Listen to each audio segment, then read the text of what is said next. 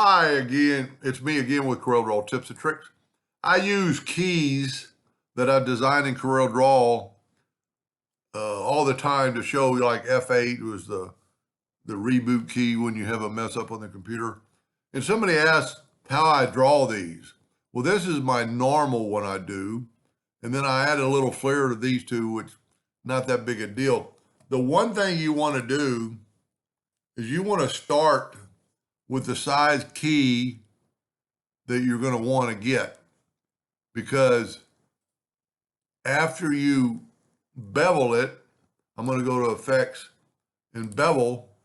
I'm going to bevel it, and I get that bevel. Later on, if I want to make it bigger, the bevel changes. It's proportionate to the bevel.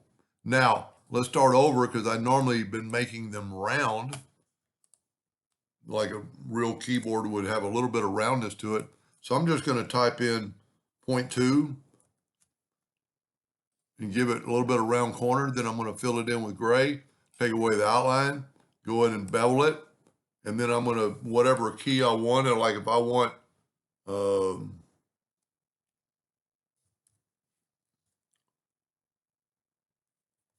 the control key, I'm having trouble typing this morning. If I want a control key to show off stuff, and you could always select them and go EC, and it'll put it right in the center of my control. Is a little bit too big, so I'm going to grab it, holding down the shift key. Now, let's play with a little bit more. I don't know how far I nudged it over, but too far. Let me set my nudge factor. This is, well, it's less than an inch, so let's make it 3 inches. Let's control and hit the plus key. Let's go ahead and take the control out of the way. And then we could do more. Let's take another rectangle and hit, you know what, it'd be better to work from the center of the page. So I'm going to move all this stuff to the center of the page.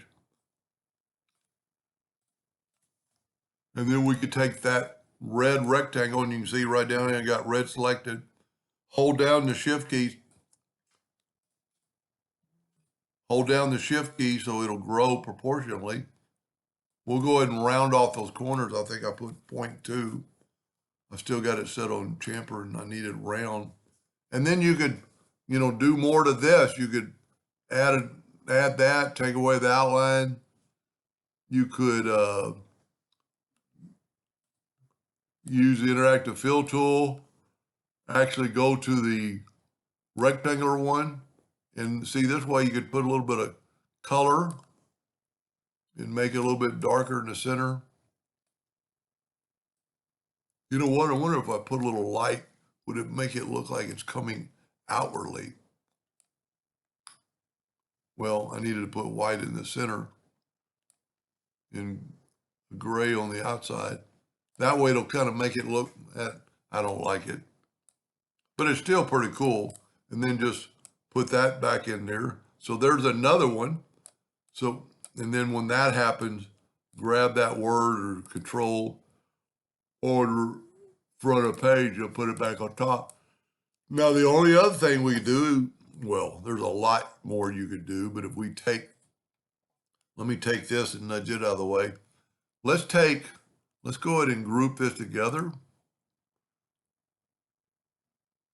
And let's take the block shadow tool and just give a little bit of a shadow. See, some things you cannot block shadow. So we want a shadow of that.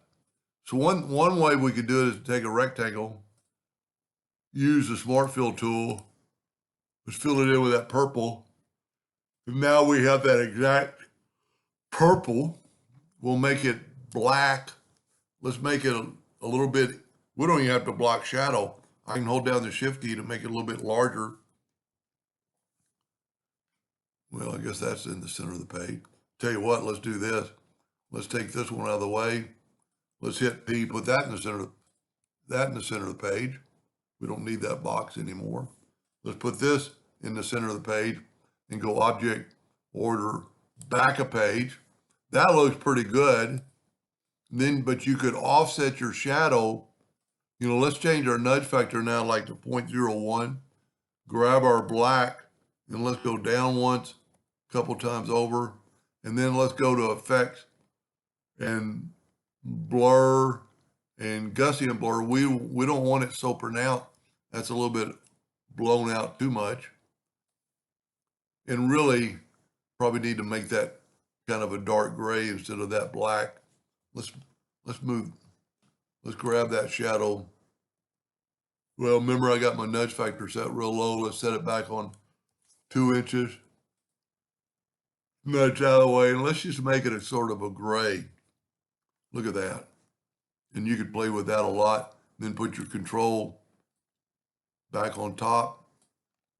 And so here you have completely different looking keys.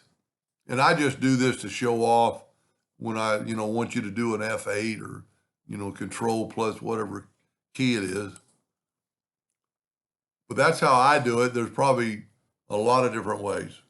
Anyway, I hope that answered their question, and thank you for watching.